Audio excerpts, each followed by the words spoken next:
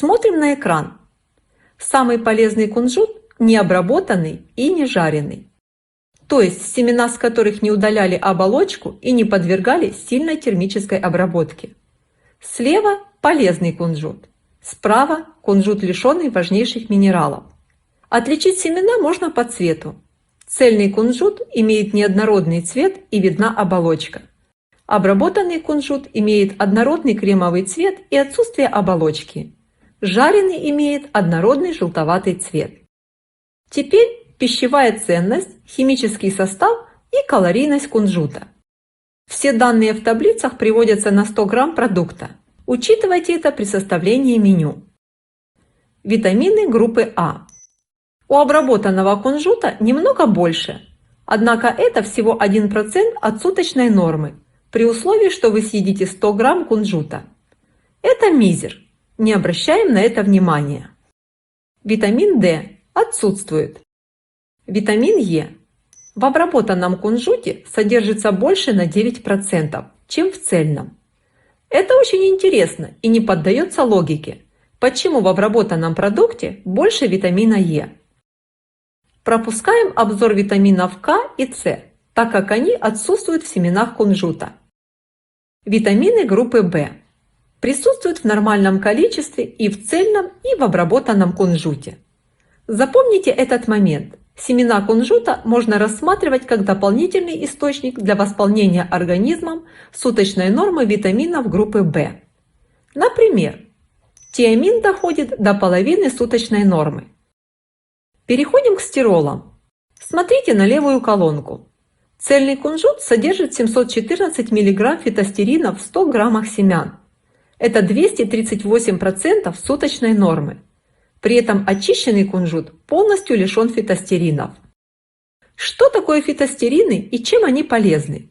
Фитостерины успешно используются в профилактике и лечении сердечно-сосудистых заболеваний. Фитостерин – это спирт, который обладает свойством уменьшения холестерина и может работать как средство, предотвращающее возникновение рака. Цельные семена кунжута в количестве всего 2 столовых ложек в течение дня – это реально работающее, доказанное лечебно-профилактическое средство для сердечно-сосудистой системы человека. Клинически доказано, что фитостерин помогает контролировать уровень холестерина в человеческом теле. Если у вас повышен холестерин, проблемы с сосудами и венами, цельный кунжут – это ваше лекарство. Двигаемся дальше. Смотрим минеральный состав. Макронутриенты. Удивительно, как много кальция, магния, фосфора в кунжуте. Это ценнейшие макронутриенты, которые не просто найти в продуктах питания, а в кунжуте они все присутствуют.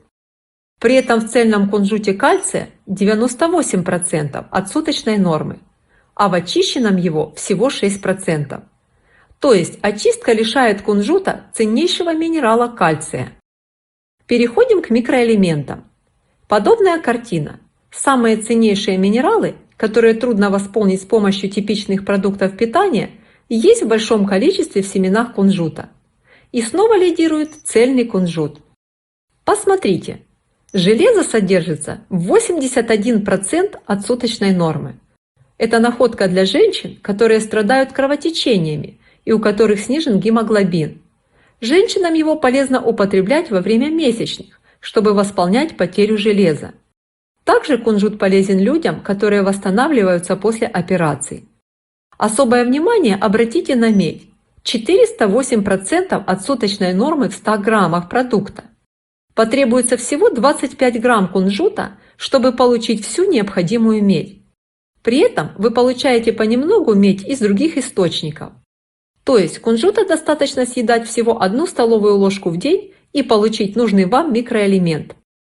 Медь – это профилактика седины. Медь стимулирует выработку гормонов гипофиза, тем самым нормализируя работу эндокринной системы организма. Медь – это неотъемлемая часть ферментов, управляющих процессами окисления и выработки таких белков, как коллаген, который является основой соединительных тканей в организме – сухожилий, хрящей, дермы, и эластин, который образует сеть волокон, придающих прочность соединительной ткани. Из эластина также строятся волокна соединительных тканей, образующих внутренний каркас сосудов. Короче, медь тормозит старение и увядание кожи и соединительных волокон. Многие считают коллаген ответственным за упругость кожи и сохранение овала лица, а вот и нет. Если в организме не хватает меди, то нет выработки и белка коллагена. Вот так все взаимосвязано. Так что кунжут – это еще и лекарство от старения. И, наконец, важнейшие для мужской и женской половой системы селен и цинк. Если этих минералов недостаточно, о балансе эстрогенов и тестостерона можно забыть. В 100 граммах кунжута содержится половина суточной нормы селена и цинка. Разумеется, мы не призываем кушать один кунжут, но вместе с другими полезными овощами, фруктами, орехами и семенами вы получите важнейшие для вашего здоровья нутриенты. Касательно цинка и селена, достаточно съедать в день 2 столовые ложки цельного кунжута, пару бразильских орехов, столовую ложку тыквенных сырых семечек и 1 сельдь небольшого размера. Такая прибавка к вашему рациону даст вам суточную норму цинка и селена. А это здоровье простаты у мужчин и всей половой системы женщины. Если будут вопросы, пишите в комментариях, и мы ответим.